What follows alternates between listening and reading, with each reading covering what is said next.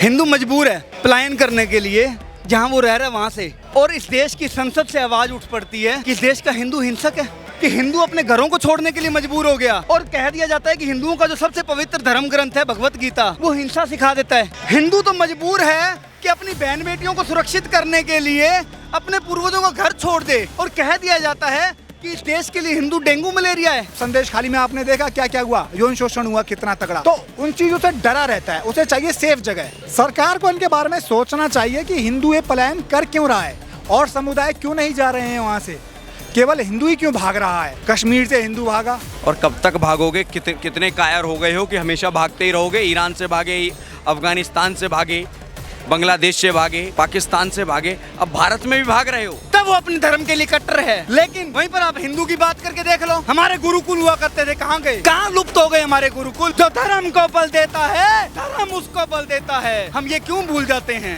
इस पलायन का कारण केवल और केवल यही है कि तुम्हारे ज्ञान को भूल चुके। इसी सालों के अंदर एक कम्युनिटी अपनी संख्या को 6% बढ़ा लेती है और तुम 11% कम हो जाते हो। अपने ही देश से अलग अलग छोटे देश बनाओ और उनके साथ क्रिकेट खेलो। तुम यही कर सकते हो, तुम्हारी औकात इतनी है। बहुत सारे राज्य में से खबरें आती हैं, चाहे वो जम्मू कश्मीर है, चाहे उत्तर प्रदेश के किराना, मेरठ, मुजफ्फरनगर, चाहे नू हुआ मेवात अपना, हिंदू पलायन की, जहाँ पर इनकी संख्या कम हो जाती है वहाँ से वो पलायन करने लगते हैं। इसी तरह नागपुर में भी 4 जुलाई को 70 से ज़्यादा लोगों ने नागपुर में एक मोहल्ला है जिसका नाम है वानीपुर, यहाँ से काफ़ी सारे हिंदुओं ने पलायन कर दिया, और ये कह के कि भैया हमारी बहन बेटी जो है वहाँ पर सुरक्षित नहीं है। तो ये क्यों हो रहा है और ये रुकेगा कैसे, ये मैं आपसे जानना। अच्छा, दुर्भाग्य देखिए इस देश का, हिंदू मजबूर है पलायन करने के लिए जहां वो रह रहा है वहां से, और इस देश की संसद से आवाज उठ पड़ती है कि इस देश का हिंदू हिंसक है। दुर्भाग्य देखिए कि हिंदू अपने घरों को छोड़ने के लिए मजबूर हो गया, और कह दिया जाता है कि हिंदुओं का जो सबसे पवित्र धर्म ग्रंथ है भगवत गीता वो हिंसा सिखा देता है। हिंदू तो मजबूर है कि अपनी बहन बेटियों को सुरक्षित करने के लिए अपने पूर्वजों का घर छोड़ दे, ठीक है, और कह दिया जाता है कि इस देश के लिए हिंदू डेंगू मलेरिया है। शायद यही एक बड़ी वजह है कि ये सब चीजें सुन करके भी कभी हिंदू हिंसक हो नहीं पाया। मैं तो कहता हूँ हिंदुओं को, जब कश्मीर से 10 लाख कश्मीरी पंडितों को निकाला गया ना, तब एक अच्छे कवि ने, एक बड़े कवि ने एक बात कही, सागर से बहती पतवार उठा लेते, अरे 10 लाख में से केवल 100 ही हथियार उठा लेते, अरे दुश्मन की छाती पर जाकर सीधे ही तन जाते तुम, अरे दुश्मन की छाती पर जाकर सीधे ही तन जाते तुम, केवल एक दिन के खातिर परशुराम बन जाते तुम, केवल एक दिन के खातिर परशुराम बन जाते तुम।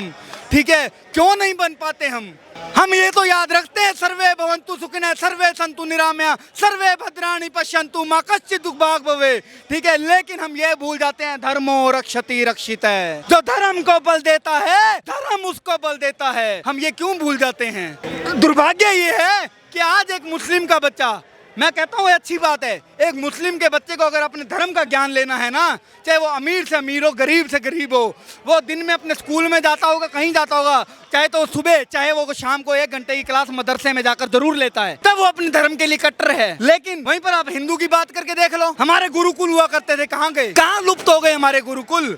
अच्छा, हमारे घरों के अंदर एक रीत हुआ करती थी कि शाम के समय या प्रभात के समय हमारे घर के बुजुर्ग या हमारे माता पिता अपने घर के बच्चों को बगल में बिठा करके रामायण सुनाया करते थे, भगवत गीता सुनाया करते थे। क्या आज किसी घर में वो माहौल है? हम लोग क्या करते हैं, हम बहुत बड़े हिंदू बन जाते हैं कब, जब हम मंदिर में जाकर के माथा टेक लें, घंटी बजा करके आ जाए, अरे भैया मैं तो हर मंगलवार मंदिर जाता हूँ, मैं तो बहुत बड़ा हिंदू हूँ। नहीं हो तुम, जब तक तुम्हारे घर के अंदर तुम्हारे बच्चों को वैदिक ज्ञान नहीं दिया जा रहा, ग्रंथों का ज्ञान नहीं दिया जा रहा, तुम हिंदू कहलाने के लायक नहीं हो तुम, और तब तक तुम्हारे ऊपर इसी प्रकार से कुताहार होते रहेंगे, इसी प्रकार से तुम्हारे ऊपर हर बार हमले होते रहेंगे। इस पलायन का कारण केवल और केवल यही है कि तुम्हारे ज्ञान को भूल चुके, और देखो कैसे कुछ ही सालों के अंदर एक कम्युनिटी अपनी संख्या को 6% बढ़ा लेती है और तुम 11% कम हो जाते हो। कैसे कैसे? क्योंकि तुम्हारे हाथ में एक लॉलीपॉप दे दिया गया, हम दो हमारे दो, छोटा परिवार सुखी परिवार, और सामने वाला हम 4 हमारे 40 के ऊपर चलता रहा। क्या हुआ तुम्हारा? हो गए लुप्त। अरे तुम इस गलत फहमी में रह गए कि कि सत्य सनातन बहुत अजर अमर है, बहुत बड़ा है, बहुत विशाल है, न ये हमेशा से था, है और रहेगा। अगर था, है और रहेगा वाले कॉन्सेप्ट पर तुम थे तो तुम अफगानिस्तान से लेकर के और न जाने कहाँ तक फैले हुए थे। इतने से रह गए तुम, इसी गलत फहमी में कि हम थे, हैं और रहेंगे। और अब इतनी सी जगह के अंदर भी थोड़ा समय और रुक जाओ, विपक्षियों की पार्टी आने तो, जो तुम्हें हिंसक कहते हैं, जो तुम्हारे समूल नाश की बात करते हैं, इनको एक दिन सत्ता के अंदर आ लेने दो। उसके बाद में तुम बात किया करोगे कि भारत और केरल का मैच है, भारत और पंजाब का मैच है, भारत और बंगाल का मैच है। तुम इन चीज़ों पर डिस्कस किया करोगे। खेलते रहो क्रिकेट, जाओ अपने ही देश से अलग अलग अलग अलग अलग अलग अलग छोटे देश बनाओ और उनके साथ क्रिकेट खेलो। तुम यही कर सकते हो, तुम्हारी औकात इतनी है। अगर थी तुम्हारी औकात, तुम्हारे लिए 1 मिनट में खड़ा होकर के एक टुच्चा सा नेता बोल देता है, तुमने क्या उखाड़ लिया उसका, क्या उखाड़ लिया तुमने। वो आज भी उसी तरीके से संसद भवन के अंदर बैठ करके तुम्हें गलिया रहा है, तुम्हें गालियां रोज गाली दे रहा है। ऐसा एक दिन नहीं बीतता जब तुम्हारे ऊपर वार ना किया जाए किसी ना किसी लीडर के द्वारा। और तुम गलत फहमी का शिकार हुए लोग वैसे की वैसे ही सोए हुए हो। हाँ भैया, हमें तो कोई मिटा नहीं सकता। अरे तुम्हें छोड़ा नहीं, तुम 15 अगस्त को तिरंगा फहराओ और आज़ादी का सेलिब्रेशन करो और भूल जाओ इस बात को कि उसी 15 अगस्त के दिन तुम्हारे इस भारत को टुकड़ों में बांट दिया गया था, जिसे तुम भारत माँ कहते हो, उसके शरीर के 2 टुकड़े कर दिए गए थे। भूल जाओ इस बात को तुम। जो हिंदू बटे हुए हैं, जो हिंदू में गए पंडित हो गए, कुछ अलग अलग हिंदू में ही इतना ज़्यादा पॉलिटिक्स हो गया है कि उसको पहले के नेता बांट के गए हैं और उसके बांटने का फ़ायदा अभी कोई और कौम उठा रहा है। उनकी मेजॉरिटी में कोई कौम, एक ही कौम है, हमारे मेजॉरिटी में कोई 70 कौम है। ये ब्राह्मण है, ये हिंदू है, ये पंडित है, ये अलग अलग जाति से बांटे गए हैं हम लोग। तो हमारे साथ ये होता है कि उसी का फ़ायदा उठा रहे हैं, जो और हमारे अपोजिट पार्टी वाले हैं उसी का फ़ायदा उठा रहे हैं, उसी का बेनिफिट उनको मिल रहा है। कैसे वो नहीं मानते, वो समझते एक ही कौम है उनका, एक ही जात है उनका, और हमारे वहाँ एक ही धर्म है। हमारे में क्या है कि धर्म के नाम पर लोगों को बांट दिया गया है और वो बांटने का फ़ायदा अब उठा रहे हैं। पहले से उठाया जा रहा है, हिंदुओं के साथ आज से जाती नहीं हो रही है। ये तो अंग्रेज के टाइम से भी मुग़ल शासन से ही हो रहा है।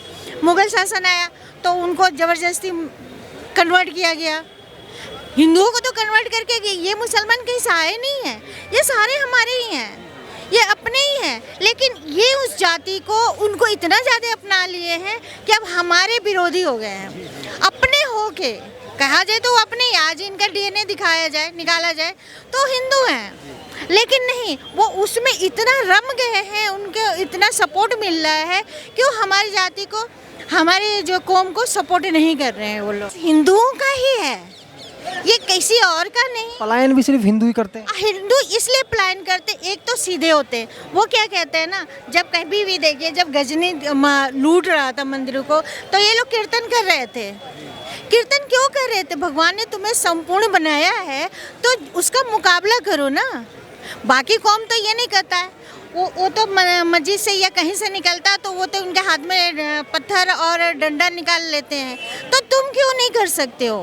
तुम अपनी रक्षा ही नहीं कर सकते। ये जो धर्मांतरण काफ़ी हो रहा है अब देश में, ये जो धर्म के ठेकेदार बैठे हैं, केरला ले लो, पश्चिमी बंगाल ले लो, महाराष्ट्र ले लो, तमिलनाडु ले लो, आंध्र प्रदेश ले लो, तेलंगाना ले लो, तो यहाँ पर ये अब यूपी में भी बहुत चल रहा है। धर्म परिवर्तन करके जो हिंदुओं की तादाद कम हुई है, जहाँ जहाँ हिंदू कम हो रहा है वहाँ वो इनसिक्योरिटी महसूस करता है। जैसे महाराष्ट्र हो गया, केरला हो गया, केरल में क्रिश्चियन और मोमडन्स की समुदाय की ज़्यादा है तादाद, उसकी कम है। तमिलनाडु हो गया, संदेश यहाँ तुम्हारे पश्चिमी बंगाल है, वहाँ पे बहुत कम है। रोहिंग्या मुसलमानों को वो बांग्लादेश से एंटर करा के उनके आधार कार्ड बनवा के हिंदुओं की बहुत कम तादाद हो गई है। तो वहाँ पर क्या होता है कि हिंदू अपने आप को इनसिक्योर महसूस करता है। हम जब मर्जी कलेश हो जाना, जब मर्जी उनके घर में जाके रेप कर देना उनकी औरतों का, बहुत अत्याचार, बहुत। अब संदेश खाली में आपने देखा क्या क्या हुआ, यौन शोषण हुआ कितना तगड़ा। तो उन चीज़ों से डरा रहता है, उसे चाहिए सेफ जगह कि अपने नौ रोटी अपना कमा सके, घर बार चला सके।